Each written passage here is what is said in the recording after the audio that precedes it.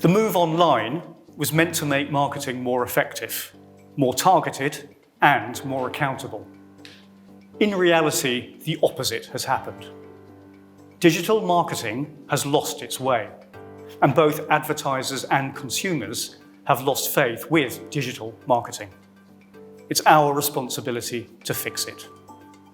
This is why Bango has brought together some of the best minds in marketing to discuss not just what's gone wrong, but how we build better campaigns, become more effective, and develop more ethical practices for the digital marketing industry. To find out more about how Bango is championing a new approach that better serves marketers and consumers, download the manifesto at bango.com/manifesto. Enjoy the event. We'll start with a David Ogilvy quote because some people have actually mentioned surveys and market research. So the trouble with market research is that people don't think what they feel, don't say what they think, and they don't do what they say. And when I come from a very different world, I'm actually a barista. I have nothing to do. No, I'm not.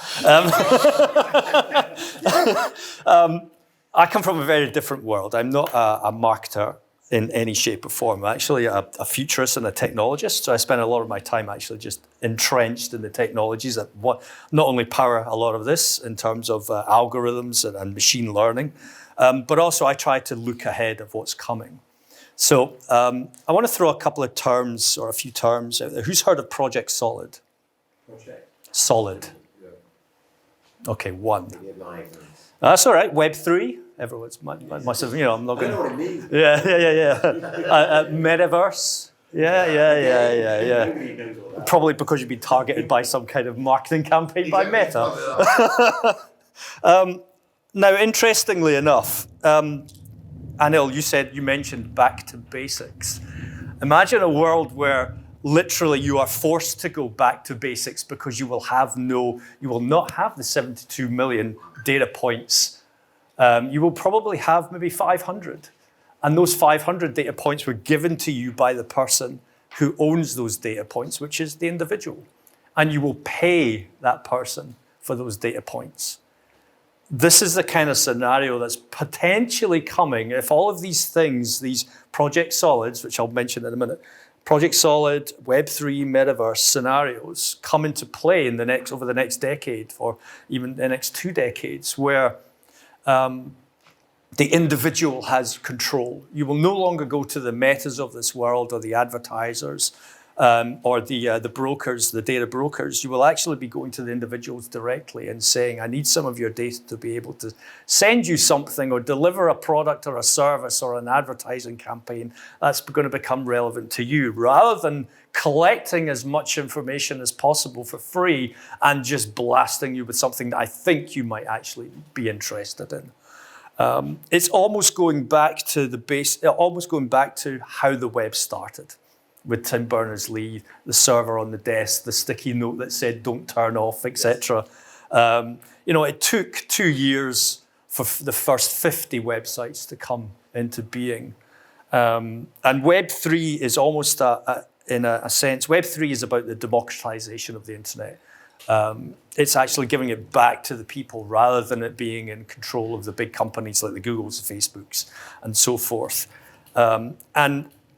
And it's supposed to deliver this kind of creator economy in a sense. So every one of us could be a creator. We own the things that we create and deliver to other people. The monetization comes directly to us. And that, in a sense, is where the direct one-to-one relationship comes in. It's not one-to-many. It's not Facebook to everybody. It's literally, I'm pitching to you. You buy direct from me again. It's almost the antithesis of what we are with Spotify. If we're to believe what we're being told, instead of paying $19 or $15 to access millions of songs, I'm actually going to go back to paying $15 to just directly to the artist to access their catalog instead and support them. But Project Solid is really interesting because Tim Berners-Lee believes that we should actually reverse everything that we have done up to this point and go back to the foundations of what the web was, which is the people are in control. It's democratic. And what he wants to do is actually everybody who will use the web has its own pod, in a sense. And this pod is your identity, your data collection point. And I will put everything into this pod. It will be my digital identity. It will be everything, my interests and everything else like that. And I will carry this around with me across the web. But I will dictate to you when I visit your website or your service or whatever, what information I'm going to give to you for you to provide that service back to me. And that may include digital advertising, marketing campaigns, et cetera, et cetera. So it will become more interest-based like it was at the start, where you basically went to where those people hung out for interests. You know, if I wanted cars, you would basically advertise where the car websites were, not follow me around and tackle me. And, you know, I'm looking at a sports website and you're advertising Land Rovers and things like that. So Project Solid, and certainly Web3 in itself, is supposed to actually reverse all of that. And the other thing as well, which is coming, which is going to be quite interesting, is that you're going to be paying for the access of that data. So you'll not be paying Meta for the reams and reams of information that they have. You'll actually be paying me to access the data to basically provide the service or the advertising or the direct marketing campaign. So again, there's a slightly different relationship change that's going to be coming. And this is what we're expecting to happen in the next sort of 10, 15 years. And I kind of sort of think we should be, when we're looking at how do we fix, or marketing is broken, how do we fix digital marketing now, we kind of have to start preparing for what happens in the next 15 years or the 20 years time when I don't have any of that information at all. You know, Generation Alpha and the generation that comes before them might actually insist upon what Tim Berners-Lee and what Web3 is trying to do. And it might be a case of the information that we have now starts to peter out. The reason why Meta, for example, or Facebook changed to Meta and Meta is now chasing the metaverse is obviously because their demographic is dying. They want, and so the metaverse is now this almost, it's an immersive, spatialized web. It's not just online worlds, it's actually virtual reality, augmented reality in terms of like Pokemon Go. If you can imagine a video game plus Pokemon Go plus retail plus the internet all rolled into one seamless experience. Many people, Meta thinks it's just us running around with no legs. Well, not running around, but floating around with no legs in a 3D world. But the actual fact is, and I wish I had a Venn diagram for this, it's actually all of these combinations playing out at the same time. It's everything everywhere all at once. If you've watched the film, I'll use that terminology there. And as a consumer, I can actually start my process or my customer journey in any of these mediums and then finish it in any of these mediums. So I could start my journey by saying, I'm going to visit this retail outlet, or I'm going to visit this experience in augmented reality. I'll stop there. I'll jump on the web and have a look at the website and maybe sort of do a bit of shopping there, but not actually check out. When I get home, I'll actually jump into the 3D version of this world and actually complete the transaction. But it's all there that I can actually do and pick up seamlessly. And how do you, as a marketer, chase that? How do you direct your campaign to an ethereal place where a customer or an individual can actually enter this world at any point and finish the transaction at any point? It's no longer a case of direct mail, or it's no longer a case of advertising on the web or sending me an email. You're not having to think about spatial placement of your direct campaigns. If I can look up, I could expect to see an advertisement if I'm wearing particular glasses. How do you bid for something that is now in a 3D space? It's in a sense, marketing is going to become very, what's the word? It's an inequality in a sense, because that now is becoming premium, not just chasing you around the web with cookies. The spatial web is now going to become pretty unequal for everybody to be bidding on spatial coordinates now.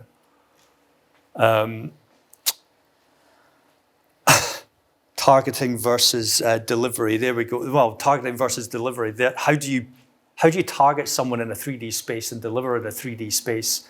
when they're not going to be able to give you the information that you need to be able to do that effectively, especially in this context. You talk about creepiness.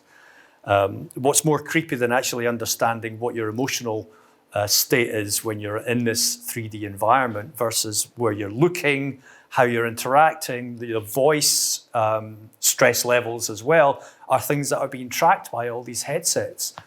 Now, over the next, you're talking about GDPR tracking me and taking this information as well, but now you're collecting biometric information that's far more invasive and deeper than ever before.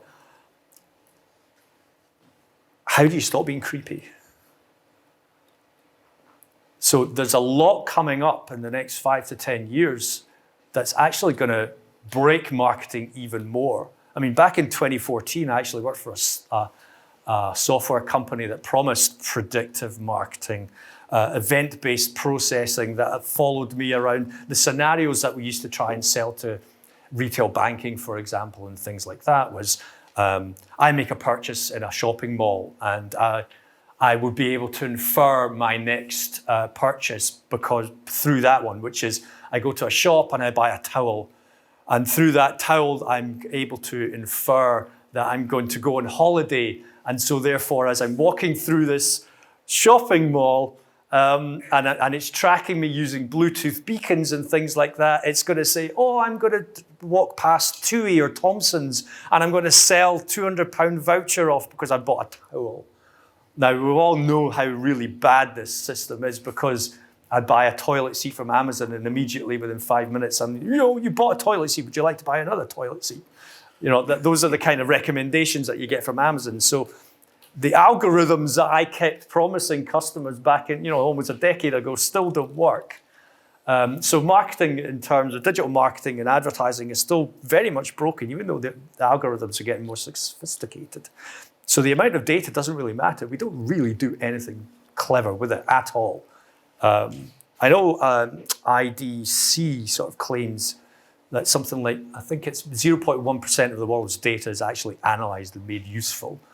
We're very good at hoarding data, but we don't actually do anything clever with it.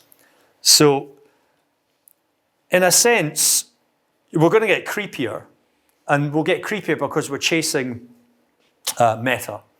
Everybody wants to jump into the metaverse right now. And if you've all seen what Nike have done with Roblox, they've built this 3D world, and Nike have done a really interesting thing, which is they built a 3D world in Roblox, but they have an experiential store in New York. They have an online store, obviously on the web, and they have an augmented reality experience that you can walk into this 3D store, experiential store in New York, and view shoes and things through an augmented reality app, and then actually jump into Roblox and continue that experience on. This is what I'm saying about these experiences all being layered and under one thing. But the cost of activation of these kind of sort of things is well prohibitive beyond mom and pop shops and everyone like that. So in a sense, the technology is providing everybody with as much data as possible, but the ability to create those experiences is actually becoming out of reach beyond what we're used to, which is a simple website. Sorry, I'm rambling because this is kind of my thought process. You go all wrapped, please. No, but yeah. So how do we? So we're going to get creepier before it gets better because we're obviously going to try and chase what everybody else is trying to do. But at the same time, you're actually coming up against this new ideology of Web3 and where Tim Berners-Lee is trying to push us, which is you're not actually going to get this data anymore. So we're coming up against what's the quote that was in Dark Knight Rises? I like quotes as well. The Dark Knight, which is this is what happens when an immovable object meets an unstoppable force. And the immovable object could very well be Web3 basically saying, no more, we've had enough. And this unstoppable force is like, we want to be creepy. Let us be creepy, please, because we need this data. So digital marketing and advertising might be broken now. But what's it going to be like when you're told no more?